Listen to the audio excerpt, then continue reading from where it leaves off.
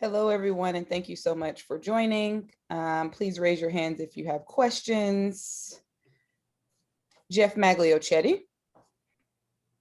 Thank you, Beck. Thank you for joining us today. Always great to talk to you. So, Walt Hopkins was just named Coach of the Month for the WNBA. So, it's been a short time in his system for you, but what are your impressions thus far, especially because you look at this system? It's basically one you could have constructed yourself with the tenets based on it, with fearless shooting, tenacious defense. What are your thoughts so far, and what kind of effect has Coach left on you?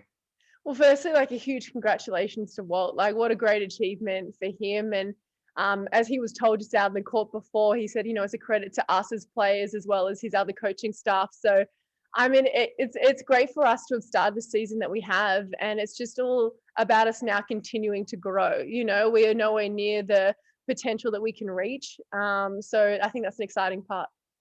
And in your short time with the team thus far, you mentioned that growth. To follow up on that, where have you seen this team grow so far in the 7 games you played thus far? I think it's really how tough we play as well, and that sense of togetherness. We were sort of laughing about it today that our bench in particular, always upstanding, we're celebrating each other. And I think that sense of togetherness is a really powerful factor as well that goes into when the energy is high in those last minutes of the game, because we've had some very close matches. Appreciate your time and insight. Thank you. Thank you.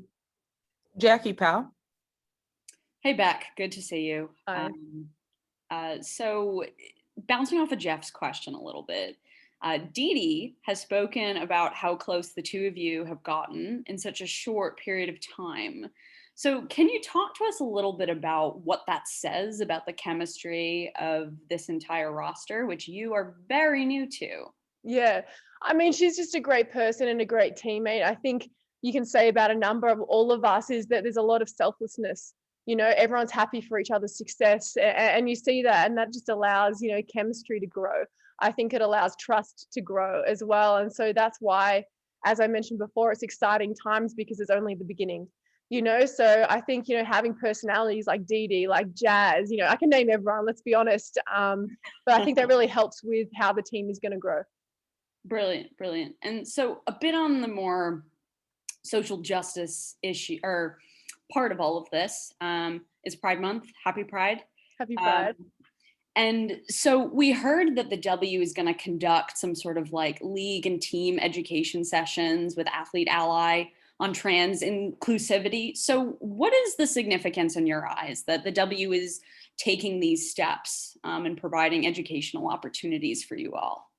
I think it's great because we're always at the forefront of starting these conversations. And I think that that's an element that can't go unnoticed. I think we're always willing to put our hands up and say, hey, we need to talk about this. This is an issue that we need to put people's attention towards. And so if we continue to do that, it's just showing how the W it's more than just basketball, and it's a big community. It involves everyone. It's inclusive. I think all of those things are super important. Thanks so much, Beck. Good to talk to you. Alex Strom. Hi, Beck. It's nice to talk to you again. Hey, how are you? So with these upcoming games against the Aces and the Sun, does the team kind of see these as kind of a measuring pole games against the best in the league now that you guys are at the top of the standings? I guess we're trying to approach every game in the same way. Each team has their different strengths. We're going with the Aces. They're very big. But at the same time, we have a structure within our team of a lot of everyone that can play multiple positions. And I think that's also hard for them to guard. So I think there's a focuses on these teams for what their strengths are, but then it's a whole other field for them when they have to play against us. So because we play a very different style to any other team in the league. And yeah, so I mean, it's exciting. As you said, we're going to be going against two of the top teams in the league as well. So it's going to be about who plays harder, who plays tougher. Thank you. Thank you. Rafiq Lewison. Hey, this is Rafiq with Nothing But That Sports Talk. It's very nice to chat with you today. You too. Your teammate Sabrina Ionescu is joining the Boardroom Network. How you feel about that? I don't know much about that at this point. I'm sorry, so I can't answer that question. Okay, so how about this? Sorry. How are you preparing for the upcoming challenge against the Las Vegas Aces tomorrow?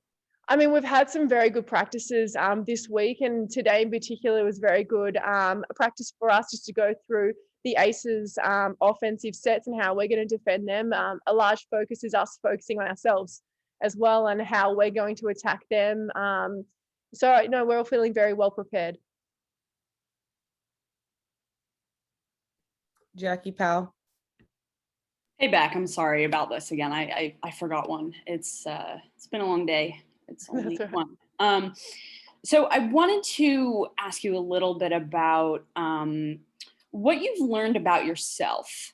You've played with this group for 7 days, and it hasn't been the easiest thing to get used to. I mean, it's hard to change from league to league so quickly. So what have you learned about you and who you are and what you mean to this group? I think for me personally, you're more than just one thing, what you can offer to a team as well. And so offense is one thing, defense is another, playing with toughness is another thing as well. So for me, there's been a big focus on, defense. I'm going against some of the bigger players in the league as well. So playing a more physical game. It's also making sure that I'm going after rebounds and deflecting passes. There's statistics that are not statistics, if that makes sense. So it's just trying to do the little 1%ers as well. And also at the same time, having confidence in knowing that I'm a great shooter, I'm great at offense and all of those things. And it's going to come, like naturally it's all going to come for me, but it's also just learning where my role fits in within the team too. And it's as I think it was Jeff said earlier, it's an offense that's really well fitting for me personally as well, and for the team in general. Thanks, Beck. Thank you. Thank you, Beck. Next up, we have Dee Dee Richards. Thank you. Thanks, Beck. Please raise your hands if you have questions. If for some reason you can't raise your hands, just send me a note in the chat and I will do my best to get to everyone. Thanks.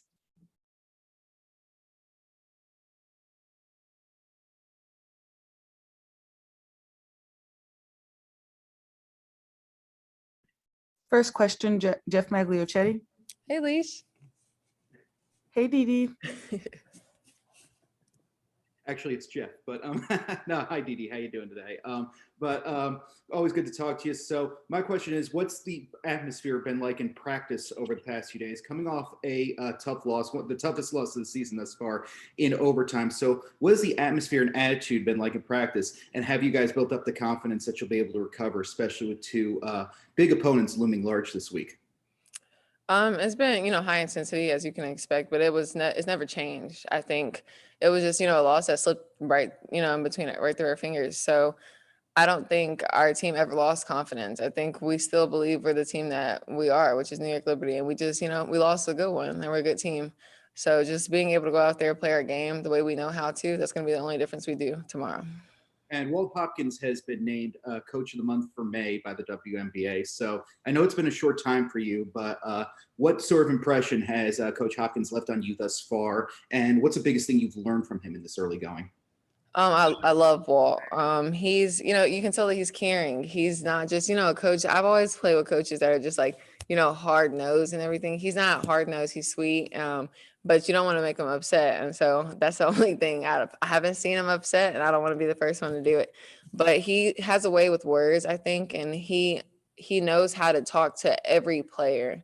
Every player takes, criticism differently. And I think he makes a note to that in his head. And he knows that I can get yelled at, or you can be intense with me and then not with the person next to me. So I like that about him. And I think that's hard for coaches. And for him to have it at such an early stage of his coaching career is really good. Appreciate your time and insight, Dee Dee. Thank you. Jackie Powell. Hey, Dee Dee, good to see you.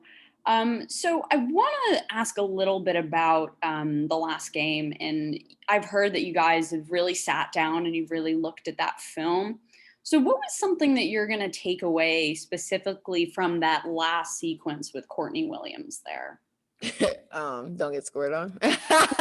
But other than that, I think I went away from I went away from, my defensive capabilities, which I don't know why. I'm kicking myself in the butt to this day about that play, but I don't know why I went under that screen. So just, knowing your personnel, or not even just knowing your personnel, but getting the feel for the game. I don't play many minutes, but when I do get out there, I want to, be known, be felt. And I think that was the one time I didn't, and it kind of bit the whole team. So that's why I'm still watching the play, kicking myself in the butt for the same thing. But just being able to pick up where my starters left off. I think that's where I let the team down in that situation. And I'm hoping they'll give me another chance to kind of pick it back up. I hope so too. And I wanted to ask you a bit about your fellow rookie in Michaela, who is putting together this very quiet rookie of the year type campaign. And I want to ask, from your perspective, what you think about her has enabled her to do what she's done for you guys. It's so crazy. I think she was one of those rare rookies that had a ready to go WNBA body. Her strength and her speed kind of gives her an edge against everyone she's playing against. And it's always been like that. Even in college, she was kind of ahead of the pack. So it's just seeing her being able to apply it to the next level is inspirational. It's amazing. So I'm just happy she's on my team and I'm not playing against her. And final one for me, I've been asking all the players about this, but it is Happy Pride, it's Pride Month, and we heard that the W is going to take some extra measures in conducting I guess educational sessions for looking at trans inclusivity and just other types of courses and types of things. So from your eyes, what's the significance of that? Just getting to learn more. I think it's a good idea. I didn't even know about that until you just said it. I think it's very interesting. It should definitely help everybody. Because I speaking for myself, don't know a lot about it. So getting to know about, everything is, if it's always a good day if you get to learn something new. So if they want to teach me, I want to learn. And I'm so happy to learn about the people around me, because you never know how anybody is feeling next to you. They might not feel included. So being able to learn about it and get to know it might help the person next to me feel included. Phenomenal. Thank you. Crystal Soltis. Hello, Didi. Hope you are doing well. I'm From great. your perspective, what is the most impressive part for you to be in WNBA, to be in the New York Liberty team so far? The camaraderie. I think my team is, we have a genuine love for each other, and we have a genuine want to see the person next to us succeed. And I mean, I feel like that's unheard of from all the stories I was hearing from the W. And I think I walked into a perfect situation for me. Being with the New York Liberty, with the vets that I have and the coaches that I have. Just grateful to be here. And you mentioned the coaches and in the coaching staff. There's one woman, Jackie Yemelos. What did you learn from her, and how inspired you her story and everything that he had in her career? Man, Jackie is crazy. After a couple knee injuries, she still kept, fighting, and just having that type of resilience in a person you automatically respect and look up to them. Because if you're able to put your body through that type of stuff, that you're crazy. You're mentally strong. You're just a strong person. So just being able to learn from her is an honor. And her being my coach for the first year with me, we're both walking and learning together, rookies together. So it's just exciting being able to learn and, take every step with her. Thank you very much for your time. Rafiq Lewison. Hey, Didi, how you been? Good. How have you been? Been good. So prior to your WNBA career, how much have you enjoyed watching Asa Wilson and Liz Cambage playing the WNBA? And how excited are you to finally face not just them, but the entire Aces team as a whole? Not even WNBA. I've been watching Asia since she was at South Carolina. She's a great player. It's gonna be interesting going against her. And Liz, I've always, loved Liz on social media and seeing the little faces and remarks she makes. So it's gonna be exciting seeing them on the court. But at the end of the day, we're competing against them. So as excited I am as to see them, I'm even more excited to play against them and hopefully beat them on our home court. Great. Thank you, Didi. And thank you all for joining us today. We will send the recording shortly. Thanks. Oh my